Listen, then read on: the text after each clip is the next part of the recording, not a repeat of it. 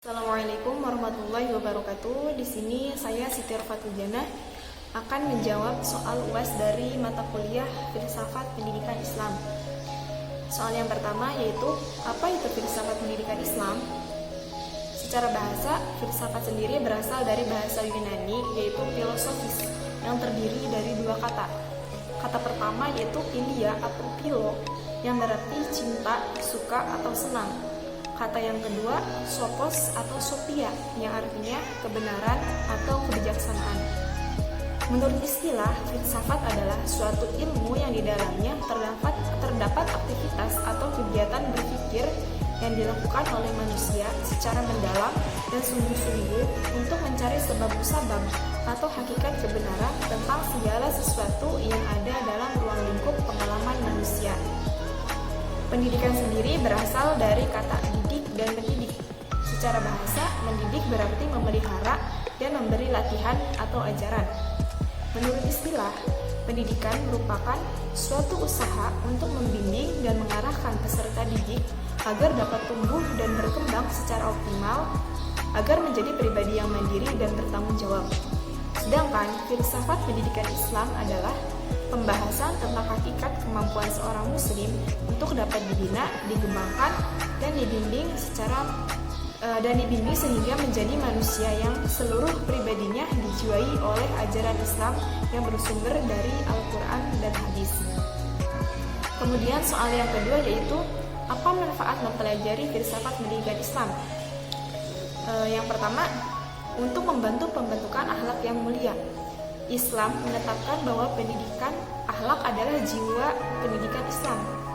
Lalu kemudian selanjutnya, pegangan pembelajaran untuk generasi yang berkepribadian muslim, sehingga generasi atau angkatan tersebut mengembangkan usaha pendidikan dan melakukan pembelajaran bahkan penyempurnaan metode filsafat sehingga membawa hasil yang lebih baik. Soal yang ketiga yaitu, siapa sajakah tokoh filsafat dari dunia barat dan timur? Tokoh filsafat dari dunia timur, terutama filosof muslim dari dunia timur adalah Al-Kindi dan Al-Farabi. Mereka adalah filosof muslim yang telah memberikan andil besar dalam pengembangan ilmu pengetahuan di dunia Islam. Sedangkan tokoh dari dunia barat, tokoh-tokoh filsafat yang paling terkenal adalah Socrates, Plato, dan Aristoteles. Untuk selanjutnya, saya akan menjawab soal UAS dari mata kuliah Sejarah Pendidikan Islam. Yang pertama, apa itu sejarah pendidikan Islam? Pengertian sejarah pendidikan Islam. Sejarah berasal dari kata syajarah dalam bahasa Arab yang bermakna pohon. Dalam artian bahwa apa yang nampak dari permukaan pohon adalah memiliki keterkaitan dengan akar yang ada di dalam tanah. Demikian pula peristiwa yang kita dapati hari ini juga memiliki latar belakang yang harus dikaji dan dipahami. Jadi, sejarah pendidikan Islam adalah cabang ilmu pengetahuan yang berhubungan dengan pertumbuhan dan perkembangan pendidikan Islam, baik dari segi institusi dan operasionalisasi sejak zaman Nabi Muhammad SAW sampai dengan sekarang.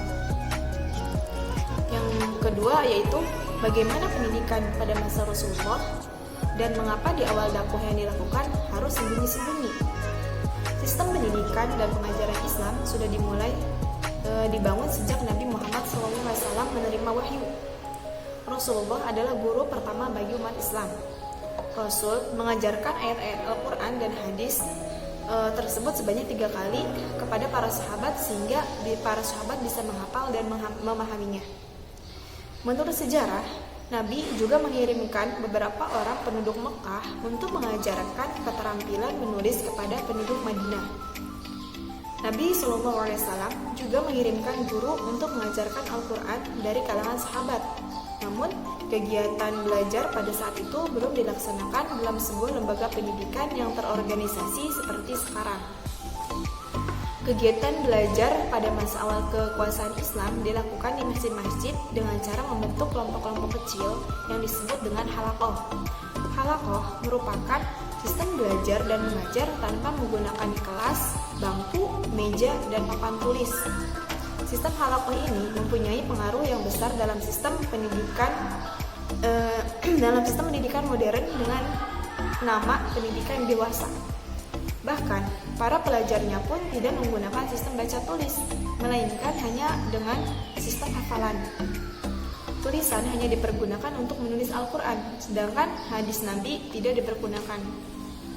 Lalu, pada awal kenabian, dakwah dilakukan secara sembunyi-sembunyi, dilakukan dengan pendekatan personal, dimulai dari keluarga dan teman dekat beliau terlebih dahulu. Dimulai dari istri beliau, yakni Siti Khadijah, lalu Ali bin Abi Thalib, kemudian Zaid bin Harisah. Barulah sahabat-sahabat beliau seperti Abu Bakar Siddiq.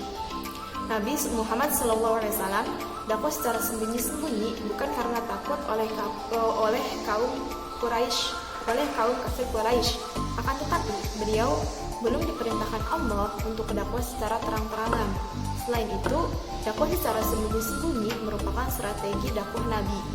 Dan karena pada saat itu pula kondisi sosial politik di Mekah belum kondusif dan meyakinkan. Lalu soal yang ketiga yaitu bagaimana pendidikan pada masa Khulafaur Rasyidin.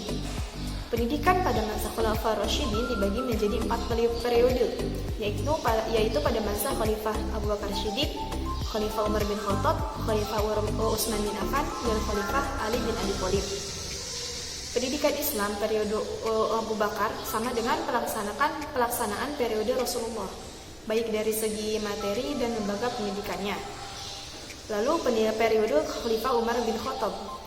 Periode ini mengalami kemajuan sebab pemerintahan pada masa ini dalam keadaan stabil dan aman. Selain itu, materi juga sudah dikembangkan. Kemudian, pendidikan periode Utsman bin Affan. Pada periode ini, pendidikan tidak mengalami perkembangan jika dibandingkan dengan periode Umar bin Khattab, karena timbul pergolakan dari masyarakat sebagai akibat ketidaksenangan kepada Utsman sebagai ketidaksenangan terhadap Utsman karena mengangkat kerabatnya sendiri dalam urusan pemerintahan. Lalu yang terakhir, pada masa periode Ali bin Abi Thalib, pendidikan pada masa ini tidak mengalami perkembangan karena pada masa ini terjadi pemberontakan dan peperangan. Sekian dari saya, semoga bermanfaat. Terima kasih. Wassalamualaikum warahmatullahi wabarakatuh.